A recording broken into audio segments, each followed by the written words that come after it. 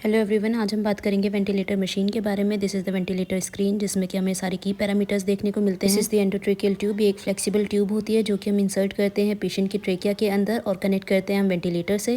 This is the HME filter. इसका काम होता है कि जो भी हमारी वेंटिलेटर एयर आ रही है वो ड्राई होती है तो उसको हीट और मॉइस्चर प्रोवाइड करना। यहाँ पर आप देख रहे हो 2 ब्रीदिंग ट्यूब्स हैं हमारी, जो कि कनेक्ट होती हैं हमारी वेंटिलेटर मशीन के साथ। इंस्पिरेटरी लाइन, दूसरी है एक्सपायरेटरी लाइन। जब पेशेंट सांस लेता है तो वो इंस्पिरेटरी लाइन में एयर फ्लो करती है और जब सांस छोड़ता है तो एक्सपायरेटरी लाइन में एयर फ्लो करती है। This is the nasogastric tube. जो ट्यूब पास कर रही होती है हमारी पेशेंट के नाक से थ्रू स्टमक, ये हमारे जो भी हम न्यूट्रिशन लिक्विड दे रहे हैं पेशेंट को उसमें हेल्प करती है। वेंटिलेटर स्क्रीन, इसमें आप सारे की parameters, tidal volume, respiratory rate, FiO2 सभी देख पा रहे हो। इसमें अलग अलग तरीके की वेव फॉर्म्स दिखाई देती हैं। पेशेंट का क्या स्टेटस है वो हम इसके थ्रू देख सकते हैं। नेक्स्ट, हमारी जितने भी मॉनिटरिंग वाइटल्स होते हैं हम उसमें ये सारा डिपिक्ट करते रहते हैं। हार्ट रेट कितना है पेशेंट का, रेस्पिरेटरी